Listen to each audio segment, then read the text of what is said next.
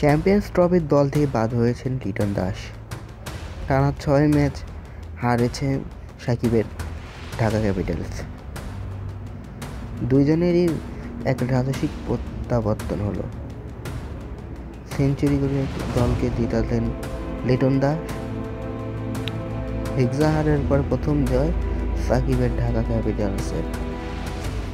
প্রথমে ব্যাট করতে নেমে তানজিদ হাসান তামিম ও লিটন দাসের ঝড়ো সেঞ্চুরিতে 258 রান করে ঢাকাইয়ারা। 108 রান করে আউট হয়ে যান তানজিদ হাসান তামিম, তবে 125 রান করে সমালোচকদের জবাব দেন লিটন দাস। 125 রান করেন বাংলাদেশ ওপেনার। 259 রানের টার্গেট রাজশাহীর কোনো ব্যাটারি প্রতিরোধ করতে পারেনি। 50 রানের মধ্যে 5 উইকেট হারিয়ে ফেলে রাজশাহীরা। রান বাড়লের 42 রান ছাড়া আর কোনো ব্যাটসম্যান প্রতিরোধ করতে পারেনি।